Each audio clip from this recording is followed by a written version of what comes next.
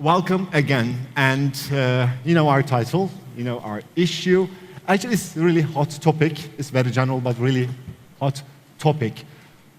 MENA region is very hip lately, very popular, getting more popular and rising in terms of market, in terms of startups. And you are two accelerators operating in the region. One of you is Jordan-based. The other is actually has started in Carry On, opened up to other major cities across the region. Let me start with a basic question. Okay, we in Turkey, especially, we consider when we think of the MENA region, Middle East and North African region, we think of a monolithic, very homogeneous region. Actually, do you think that is correct to make this imagination consideration? Is it really monolithic, homogeneous, or is it really diverse in sub-regions? Well, that's... I'll basically just give some insight in terms of the size of the market. Sound. There you go. Okay, so since I have the mic, I'll take this one. So it really depends on the business model. If you're thinking e-commerce, for example, you have to think of the big markets, such as the UAE, Saudi Arabia, Egypt, and Morocco. These are the key markets in the MENA region. So it's a very complex region, and expansion from one country to the other is an expensive one. However, if you're thinking of marketplace business model, let's say, for example, a recruitment marketplace, then you can definitely look at the MENA region as one market. This is why we really like business models that can scale and that are capital efficient and that can move from one market to the other without much complexity. But of course, you know, in terms of sources of capital, in terms of, you know, development effort, in terms of language, the MENA region is definitely, you know, one region. But when it comes to various business models, you can either look at it from a regional perspective or you have to look at it from a country per country perspective. Okay, can you share in which countries you personally actually invested most? So we try to basically start our investments either in Saudi Arabia or in the UAE. I think personally, and it is our view, that it's very, very important where you are as a founder for the success of your companies.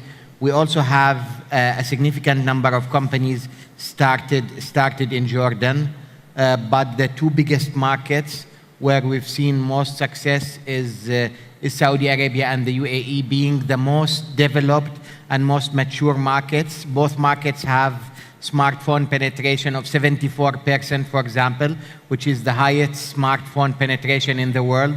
Both markets have internet penetration rates exceeding 60%. In the case of the UAE, it's almost exceeding 80%.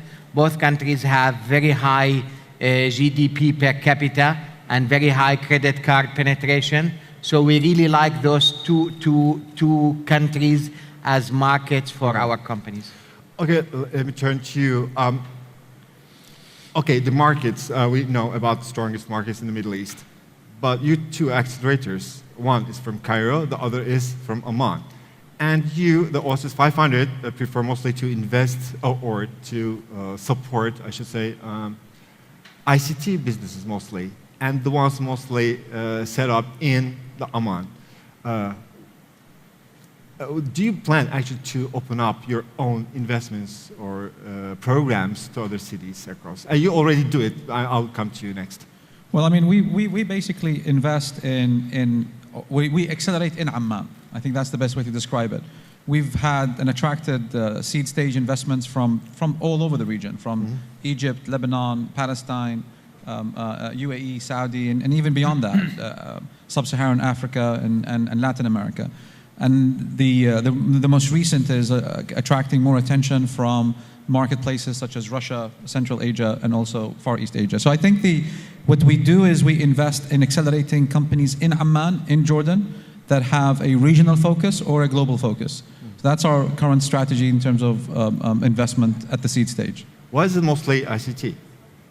Well, I mean, the basic reason is scalability, and frankly, the success that Jordan has had in delivering contribution to GDP. Jordan grew its share of GDP for ICT from 3% currently today, in 10 years running at around 14% share of GDP.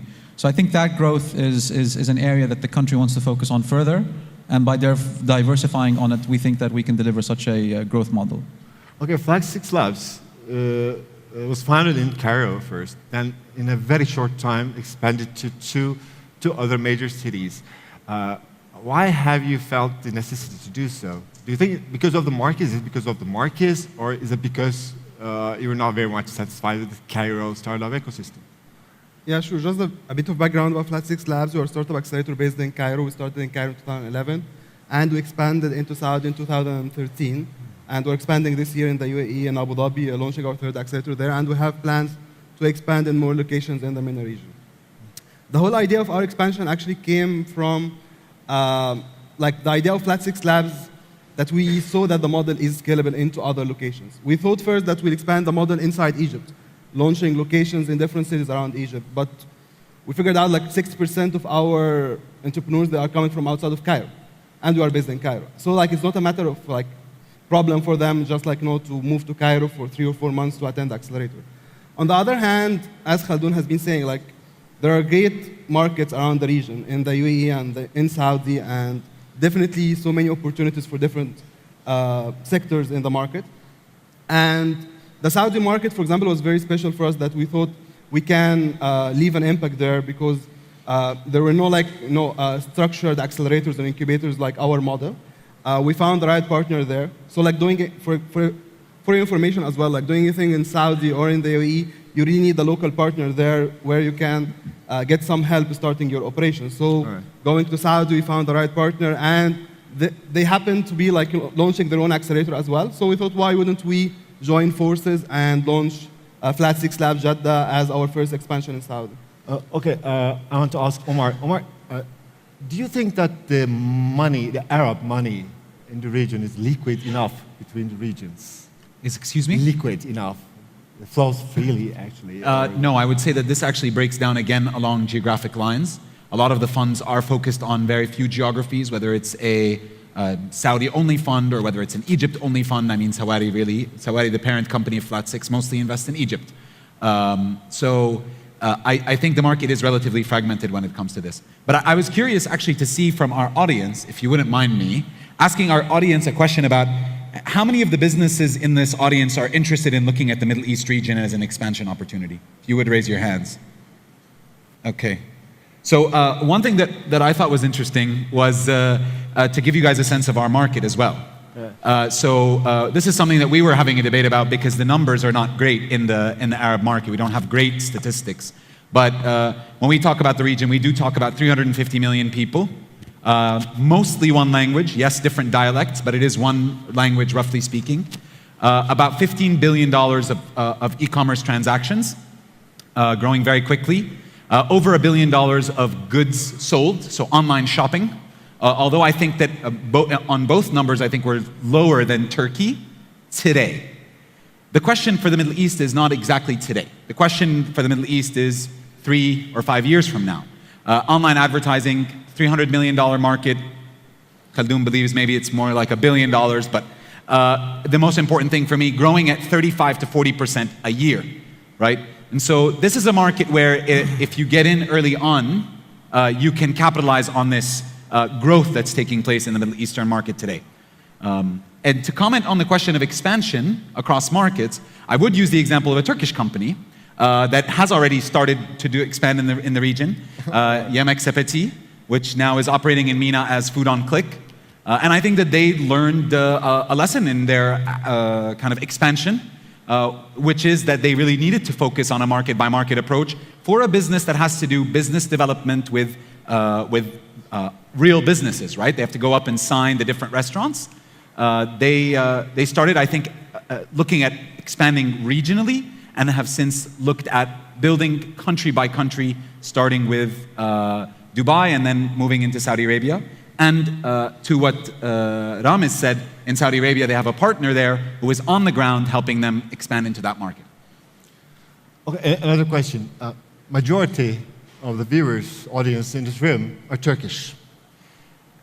And in case some of them would plan or consider going and check the environment in the Middle East, and what are the basic challenges for a Turkish company or investor in the region? I'm turning to you because. Well, I mean, I think the advice I would basically echo and share is before you think of geographic expansion, think of getting insight inside your office. I mean, one of the things that we've been working on and playing with, I mean, we basically have created partnerships across the region, one to leverage assets remotely. So before you think of, I need to be in Saudi Arabia, or I want to be in Egypt, or in any other Arab-speaking market, think about the idea of attracting talent that speaks Arabic, that comes from the region, to be part of your organization. And I think that's a key element in trying to understand how you approach these markets strategically, and then how do you deploy your solutions. So it's a very cost-driven exercise to go and try to parachute an organization inside a market or another market, and then decide, you know, was the right place Dubai, and it turns out it's not, and then that becomes your judgment for the whole region, or was it Riyadh, and it's difficult to enter into because of visa restrictions or capital restrictions, and how you invest in certain trading areas that you might not be capable of investing in, or do you go into Egypt? And so I think the element is you need to think of bringing in talent that understands the Arab market and making them part of your organization.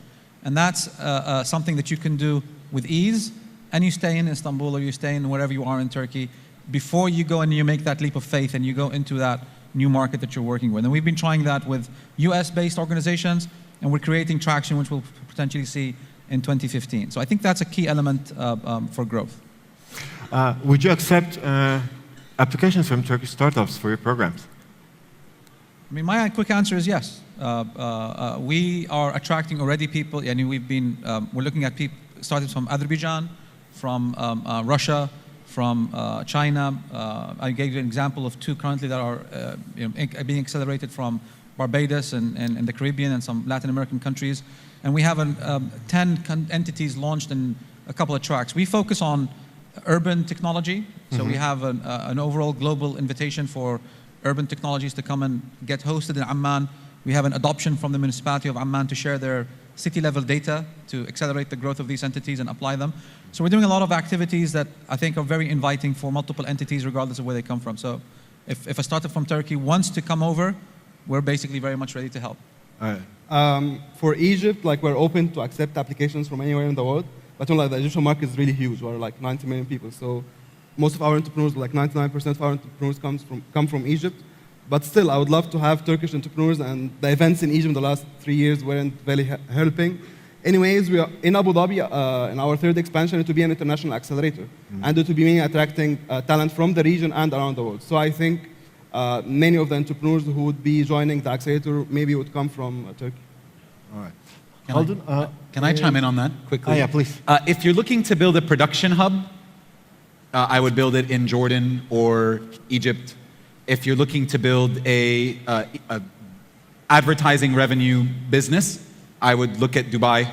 That's where all the advertising dollars are focused. If you're looking at e-commerce, I would also look at Dubai, although your back operations will probably be somewhere else, and your main market will be Saudi Arabia.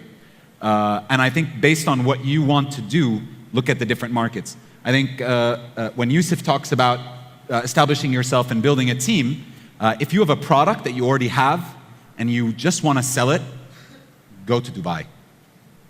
So, do you agree with that? But so let me actually take another view on this. So I've seen so many presentations from so many startups in Turkey that build their story on the market potential of the Middle East, which is very clear because the number of internet users in the Middle East is already 5 times that of Turkey. So if you want to present a good story for investors, you should always include the Middle East. And I've seen so many startups in the Middle East who might not be succeeding that much, who come up with a new strategy that we're going to achieve success by expanding into Turkey. In both cases, in 99% of the cases, neither the startups from Turkey knew anything about the Middle East, nor did the startups from the Middle East knew anything about Turkey.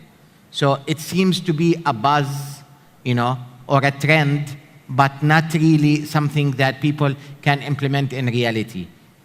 Now, in my view, if you want to basically expand into another market that has a different language, that has a different culture, Europe is much, much more part of Asia, in my view, than it is part of Asia. It's part of Europe rather than part of Asia. Then you need to have an unfair advantage. One of the simplest unfair advantages that Turkish companies could have is to build on top of the success of Turkish TV series in the Middle East, for example, which is something that nobody has. But actually, I did talk to a company that was showing Turkish TV series, and they did have a lot of audience from the Middle East. So I'm thinking, try to think of an unfair advantage. If you are in e-commerce, if you want to go to the Middle East, build your own logistic hub, build your own logistic services, do your own procurement, it's going to be extremely difficult. This is why I always say e-retail, and if somebody will quote me, he has to quote me on e-retail, not e-commerce. But e-retail, I don't even view it as an internet business model, because by default, an internet business model has to be scalable.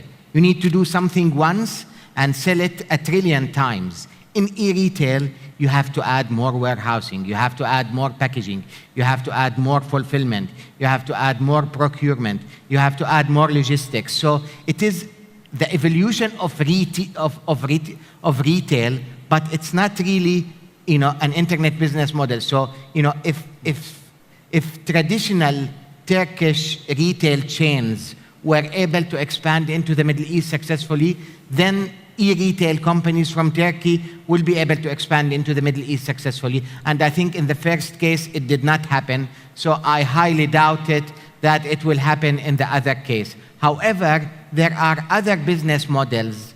For example, basically marketplace business models where there's proprietary technology or some sort of an unfair advantage that really has potential of going into the Middle East, but then you have to make a significant investment. It's not just the geographic proximity.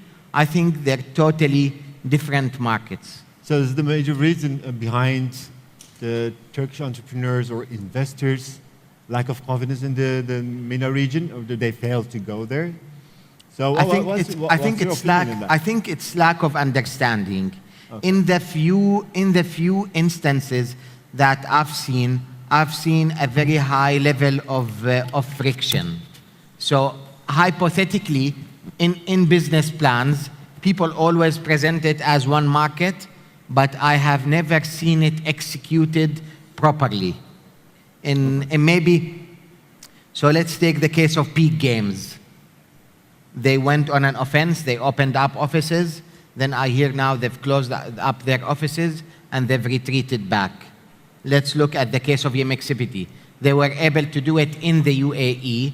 That's the success. They were not able to go into Saudi Arabia. And that goes a lot to relationships. So, they're working on Saudi Arabia. Yeah, but they have not launched That game is not over yet. They have not launched there yet. So, but for the last 2 years, they've been trying to penetrate into Saudi Arabia. So, I think there's another, transportation marketplace, mobile hailing company that is trying to penetrate into the Middle East, but also has not been successful. Basically, to succeed, you have to be in the right place at the right time, with the right funding, with the right know-how, and with the right product. So it takes a lot of effort. What is the average size of your investments, personal investments? Is it early stage? Around 2.5 to 3 million, but I must stress that we are not an investor. We are a group operator of online businesses. So much like, for example, the Dogan Group, we do have significant capital to invest. Sometimes we build our own businesses, sometimes we invest in existing teams, and sometimes we partner up with other companies. Sometimes to bring them to the Middle East, sometimes to expand. So we view ourselves as much more of operators and much less of investors, but we do have significant capital to invest. All right, I want to ask this question a couple of minutes ago to you. Actually, I forget then.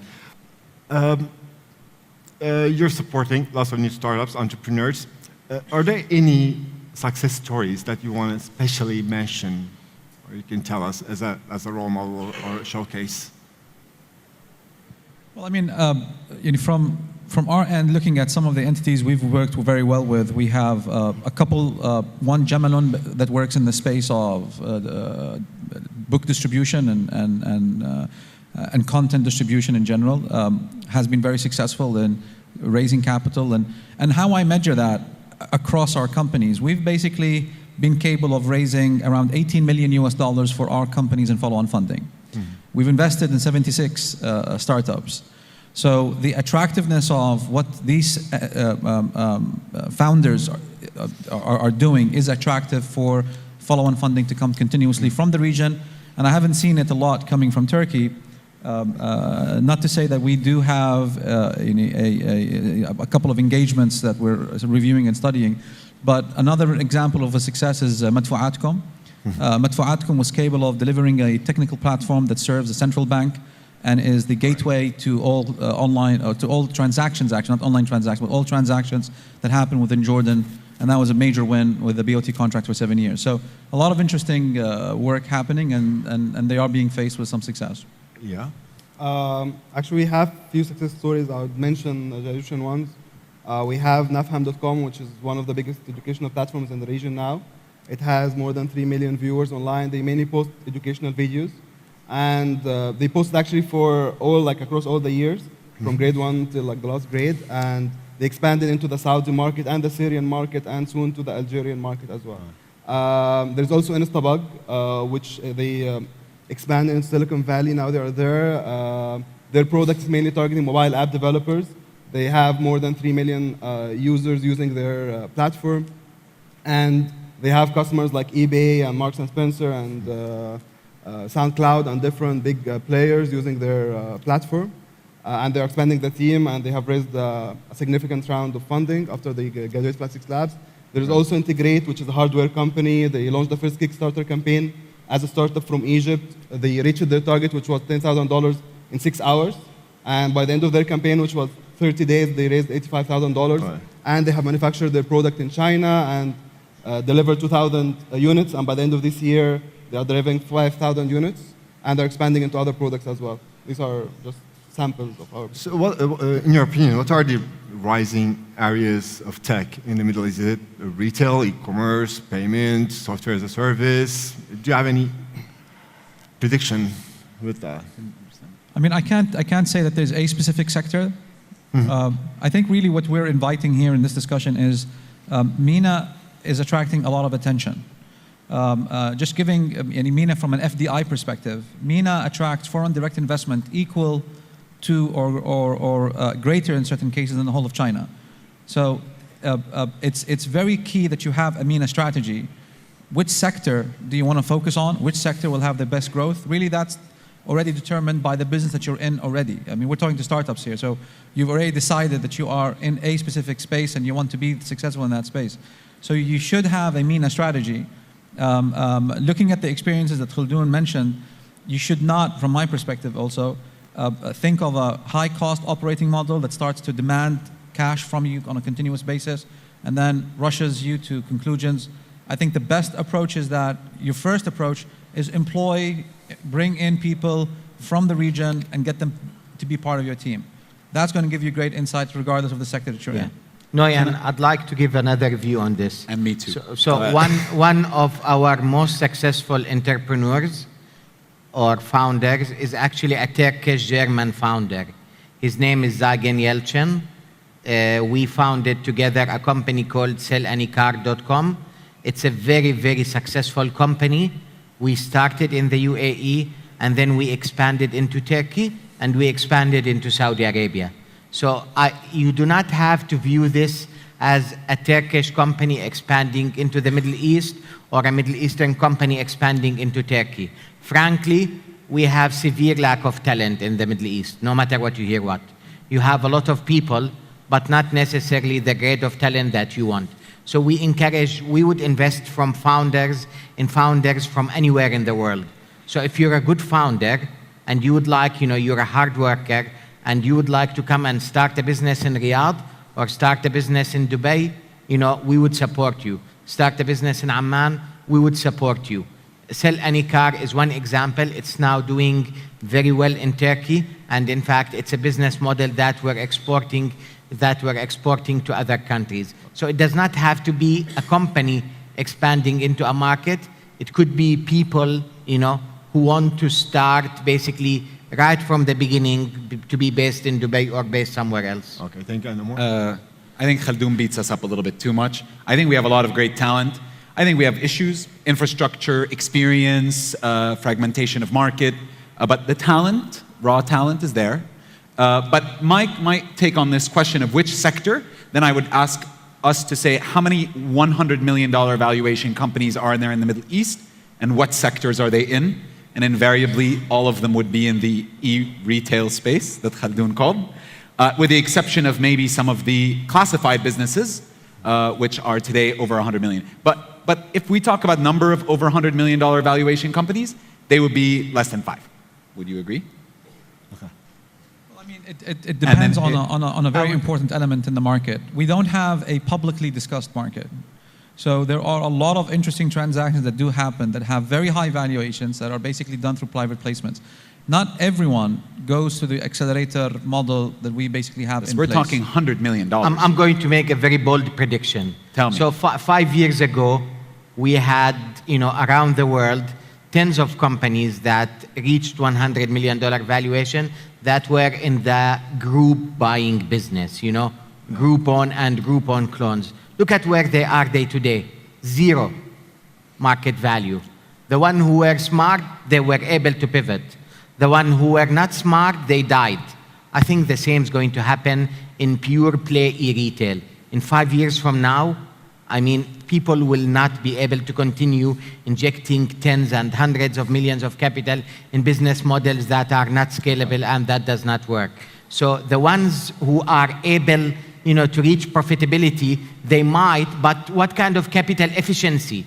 You invest $100 million to reach profitability of $1 million, while in the classified business model, you invest $10 million to get profitability of $5 million. So look at the capital efficiency. Is that an internet business model? Yes, I can go into logistics, I can go into construction, I can open a hospital, etc., as long as I know that that's, a traditional business, that it's not an internet business model. E-retail is not an internet business model. Okay, thank you very much. We're running out of time. Actually, a last question, and I really need very short answers. Let's say a Turkish entrepreneur wants to open up to MENA region. What are the basic points that they should keep in mind very shortly? If they have a value proposition or not for MENA. About the region, specific to the region. I think that it's a very relationship-driven market, so you have to spend a lot of time on the ground, and if you're a B2B business especially, you have to build a lot of relationships. They take a lot of time to build. Decision-making is concentrated within the hands of few people, so you're going to have a lot of opening doors to get to the top. I get it. I think I would echo what everyone said, build partnerships with people in the region, know the market very well, study the market very well, come to the market actually. Many people actually, they say they would like to expand into the MENA region and they have never been to any country in the MENA region. So come to the market, know the people, meet with them, know the needs in the market and create the value proposition. I think, I guess this is a conclusion of everything. Time. You need to spend time in the market. And the best way, again, I'll end with, is invite people to your offices to spend time with you. Okay, we're out of time already. I want to say something at the beginning I forgot again. Actually, when you search 2 words, startup and MENA in Google, in the first 3 or 4 pages are occupied by these 4 guys. If you need to know anything, you can just catch them during the coffee break and ask your questions. Thank you very much. Thank you. Thank you.